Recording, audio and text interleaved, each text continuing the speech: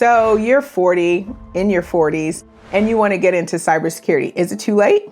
The short answer is no. I had a recent discussion with a colleague of mine. She's also a cybersecurity entrepreneur. What I was talking to her about is with the introduction and popularity of AI and the use of it, many entry-level cybersecurity and technical jobs are going away. So some of the jobs or opportunities around initial programming lines of code or doing some of the initial audits and assessments of systems.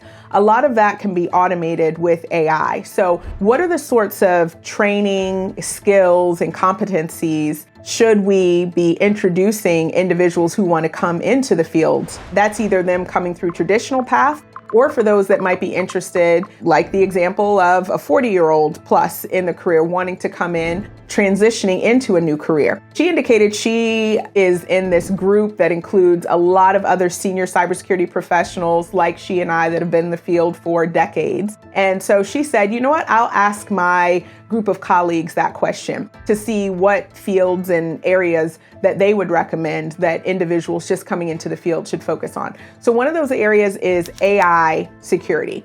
So that really is focusing on the use of AI in a secure manner inside organizations. That means that there's an understanding that an individual has of AI, how it works, what it touches, how it moves the data, where the data goes, where it's processed, where it's stored, what data is used to train the models, etc. So being able to have an understanding of AI and how it works, understanding enough to be able to secure that AI and make sure that it operates securely in an environment, that's one area of opportunity that was discussed. Another area of opportunity is product security. So there's a lot of attention now being focused on supply chain risk management. And that both means at a corporate level, do you know who owns these companies, et cetera, but it's also at a product level where you're looking at, do we know all of the technical pieces and components of the products that we're using? Do we know where each of those pieces and parts and lines of code and the like were created?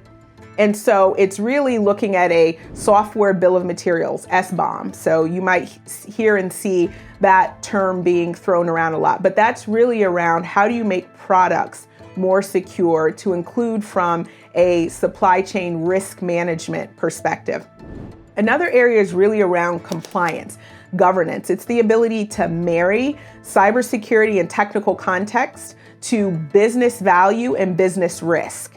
So that not only requires an understanding of technology and cybersecurity, but it's in a way that can translate cybersecurity and technical knowledge and understanding into business value and business risks. So that way your other C-level executives, your chief financial officer, your chief information officer, your chief executive officer, et cetera, they're able to make decisions based off of the risk that cybersecurity weaknesses or vulnerabilities could introduce into their environment.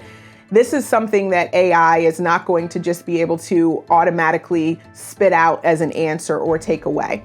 Another area of opportunity is getting training in very vendor-specific SOC tools, not general cyber or SOC. Some of the feedback that came back from my colleague and checking with her group was that general SOC skills are largely going away because a lot of the general security operations center, that's what SOC is, those general SOC skills, a lot of those can be automated. But if you're going to get into some of the SOC tools, you want to be very vendor specific with the tool and even get vendor sponsorship, right, with those tools, because some organizations are very specific. They have their own certifications, these vendors, and you can use those certifications as specific credentials to make yourself marketable to organizations that use those vendors' tools.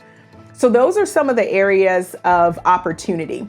The other thing to really consider is I like the NICS portal or site. It's the National Initiative for Cybersecurity Careers and Studies. Cybersecurity is broad. Sometimes you can think that cybersecurity is only this person in a little hoodie sitting back at their desk and, going back and forth live and in real time with some sort of adversarial hacker, and they're the ethical hacker hacking back, right? Like that's what we see in the movies. Like that's the fun stuff, interesting stuff.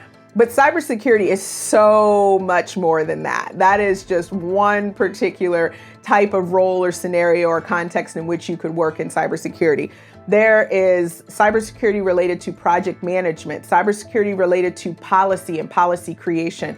So as an example, my husband, his background in undergrad is in criminal justice, pre-law, and he spent his whole career to date working in legal and criminal justice contexts. And so he went to a RSA conference with me several years ago. And some of the different topics that he heard, he was so intrigued. He was like, oh, this is what you do? Like this cybersecurity stuff sounds pretty interesting. And so he was like, gosh, how could I get into this? This sounds really cool. And so what I indicated is, well, you already have a criminal justice and pre-law legal experience and background. I said, you seem to like investigative related things. And so when we started talking about some of the different career options or possible roles, digital forensics is one that came up. And he was like, what? Like, yes, I like this, like specifically focusing on digital forensics. So then it was like, okay, well, how can I break into this, right? Like, what should my next step be? And I indicated, well, while your next degree would be master's in terms of a stepping stone, I think a master's is best for someone who perhaps is already technical and wants to move into a management sort of role. I think master's gives that sort of capability and rounds out your technical career to help you communicate technical concepts and more management and leadership sort of capacities. But I indicated to my husband, if you're really interested in hands-on technical digital forensics work, I really recommend community colleges. I think that they do a better job in getting a certificate with a community college in that way. And so that's the path that he's been on, and he's just absolutely ecstatic about it. And it's fun for me and challenging. I think he tries to test me and my knowledge, with cybersecurity. Like, yeah, babe, so, what about that Kali Linux? And, have you used this tool? And did you know? And I'm like, I see you try to test me, but that's all right. That's all right. The answer is cybersecurity has so many different opportunities in it. And it's so important that you do an inventory of your already existing knowledge, skills, abilities, competencies, because you can bring in those things into a cybersecurity career. There's so much more that I could say about this topic. Would love to chat with you more about training and clinic opportunities that can really help you along your way. So if you'd like to hear more, please do reach out. I'm on LinkedIn a lot, Tina Williams-Karoma. TCecure has social media pages on LinkedIn, we're on Instagram, and we're on Facebook. So I would love to hear from you. And again, 40 plus, want to get into cybersecurity. Is it too late? Emphatically, no.